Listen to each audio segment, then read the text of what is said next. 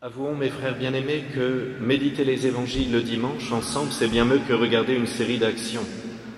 On a l'impression d'y être, on est en présence de notre Seigneur Jésus, de ses apôtres, on essaie finalement de faire cette composition de Dieu et finalement on y est. On revient 2000 ans en arrière, on peut contempler la beauté de notre Seigneur Jésus, sa façon d'agir, sa façon de faire.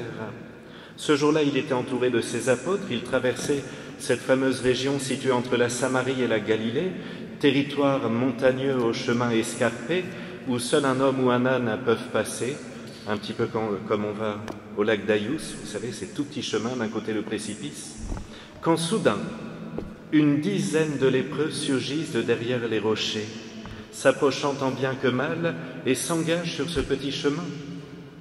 Rempli de désespoir, il s'écrie « Jésus, Maître, prends pitié de nous !» La scène, mes frères, elle est vraiment accablante.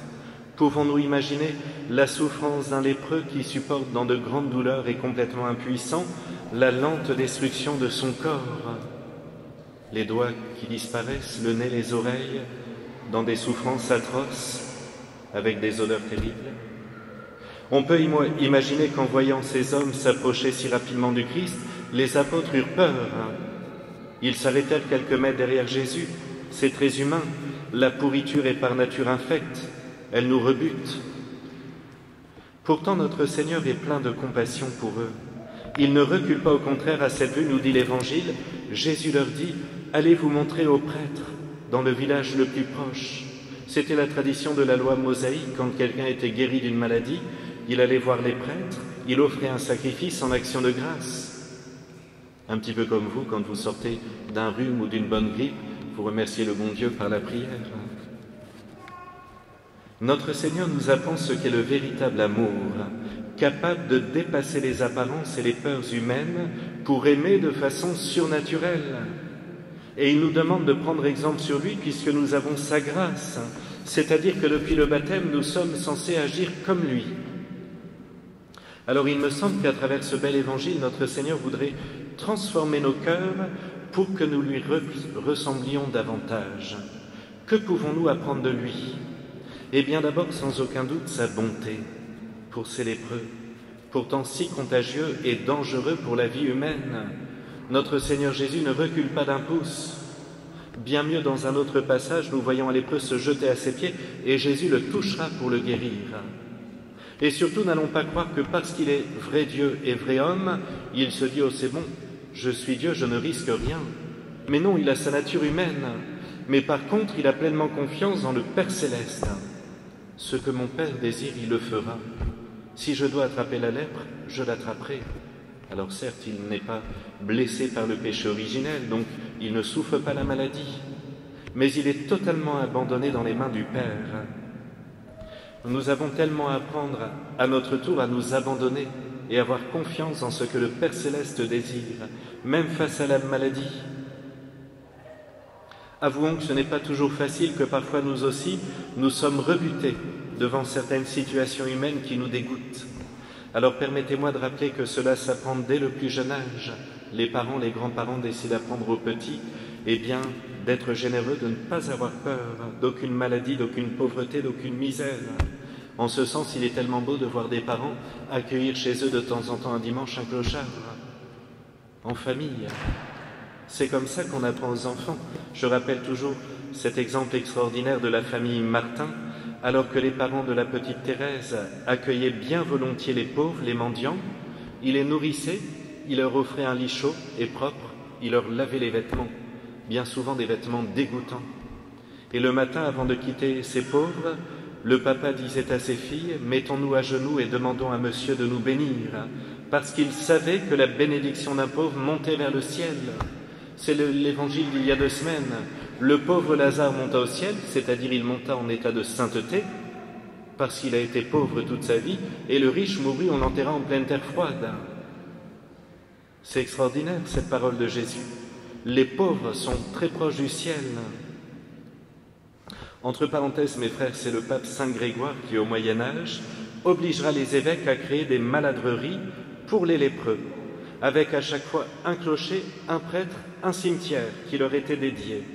On oublie toujours de dire tout le bien que l'Église fait pour les pauvres et les malades. Autre enseignement, mes frères, de ce jour, c'est l'importance de la gratitude. On voit bien que le monde est ingrat. À l'inverse, eh bien, de ce lépreux, samaritain étranger, certainement pas un homme pieux, puisque c'était un samaritain rejeté par les Juifs. Pourtant, il revient vers Jésus, il le remercie. Mes frères, nous devrions remercier tous les jours et plusieurs fois par jour le bon Dieu et notre prochain. Il me semble d'ailleurs que la gratitude, c'est le remède contre la déprime et l'indifférence, puisqu'en notre siècle, tout le monde est déprimé, c'est la grande maladie. Apprenons à remercier, soyons dans l'action de grâce et vous verrez que dès qu'on remercie, on a de la joie. Toujours savoir remercier. On remercie le bon Dieu au lever qui nous a permis de nous réveiller. Tant de personnes ne se sont pas réveillées ce matin. Nous avons cette grâce d'être en vie. On le remercie pour la beauté du soleil et pour la grâce de la pluie, parce que quand il fait froid et tristouné, ça nous permet d'être heureux lorsqu'il y a du beau temps. On le remercie chaque fois que nous mangeons. C'est un cadeau du ciel de manger plusieurs fois par jour. Un petit bénédicité tout simple. On bénit le repas, merci Loup Jésus, pour ces choux de Bruxelles, pourvu que demain il y ait des frites. On est heureux, on bénit tout ça. Et voilà, mais c'est ça mes frères, c'est simple, on remercie le Seigneur de ce qu'il nous donne. Et puis bien sûr, en famille, on se remercie constamment. Rien n'est dû. Ça n'est pas parce que madame fait la cuisine depuis 25 ans que c'est un dû. On la remercie à chaque fois. Ça n'est pas parce que monsieur regonfle les pneus de la voiture que c'est un dû, on lui remercie. Mais vous voyez, c'est très simple. Mais en même temps, c'est la vraie vie. Je me l'ai dit souvent avec mon confrère, apprendre à remercier les petites choses de la vie. Au contraire, on voit bien que l'ingratitude, c'est le fruit de l'orgueil. Il n'y a rien de plus moche. La gratitude, elle est le signe de l'humilité dans un cœur doux et humble. Et on sait que les personnes humbles sont toujours soutenues par le Christ. Enfin, troisième enseignement de ce jour, c'est la parole étonnante, et je termine ici, mes frères, je ne vais plus être long, promis. C'est cette parole magnifique de Jésus aux Samaritains. Relève-toi, va, ta foi t'a sauvé. En gros, il lui dit, parce que tu crois que je suis Dieu, parce que tu crois que c'est moi qui ai fait ce miracle, eh bien, tu es sauvé parce que tu as la foi, tu me reconnais ton Dieu. C'est magnifique. Reconnaître le Christ Sauveur, eh bien, c'est un acte de foi. Alors on pourrait s'arrêter là, mes frères, mais nous, qui n'avons pas la lèpre, pourtant le Seigneur nous demande de poser cet acte de foi. Comment et quand, vous le savez, vous allez dire, le Père en revient toujours à la même chose, à la confession. Parce que nos péchés sont une forme de lèpre, parce que nos péchés rebutent le cœur de Dieu.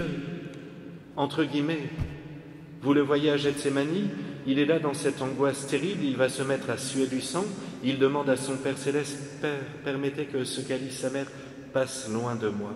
Cependant, non pas ce que je veux, mais ce que vous voulez. » Pourquoi? Parce que ce calice amer, ce sont les péchés du monde entier.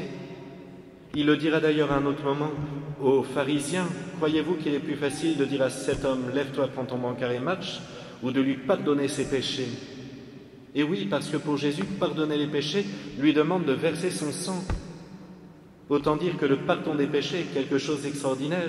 Et chaque fois que nous nous confessons, mes frères, chaque fois qu'humblement je reconnais mes péchés et je les regrette, eh bien Jésus me dit tout doucement dans mon cœur, « Va mon enfant, relève-toi, ta foi t'a sauvé. » C'est-à-dire qu'en sortant de la confession, si tu meurs d'un arrêt cardiaque, tu es sauvé. Parce que tu m'as reconnu Dieu, tu m'as reconnu Sauveur. C'est ça que je trouve extraordinaire dans la fête du saint que nous fêtons ce jour, Saint Carlo Acutis. Vous connaissez maintenant tous sa vie par cœur. Il a vécu jusqu'à l'âge de 15 ans. Il est mort d'une leucémie foudroyante qui va l'emporter en quelques jours. Il a une vie tout à fait, je dirais, banale, d'adolescent. Il aime le foot, il a son petit chien, il joue souvent avec. Il a sa petite console, 1 heure par semaine, pas plus. Il aime l'informatique, c'est un passionné d'informatique. Enfin, c'est un adolescent normal. Mais en même temps, il a bon cœur. Il a bon cœur, il ne supporte pas l'injustice. Quand un camarade ne peut pas jouer au foot parce qu'il est mis de côté, il l'appelle. Il aide parfois les pauvres dans la rue. Il demandera à sa maman de payer un sac de couchage à un SDF.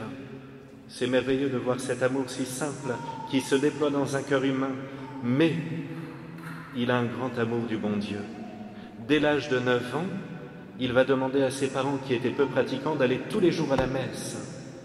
C'est merveilleux, aujourd'hui on va avoir une première communion. Ambroise, enfin il va faire sa première communion magnifique. Eh bien, lui aussi il va avoir ce désir qui grandit dans son cœur. D'ailleurs, vous le voyez souvent à la messe. C'est beau de voir l'enfant qui désire comme ça ardemment être près de Jésus.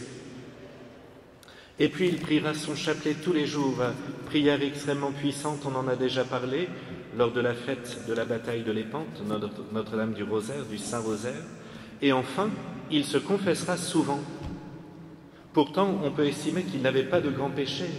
Il faisait tout pour garder un cœur pur pour le bon Dieu.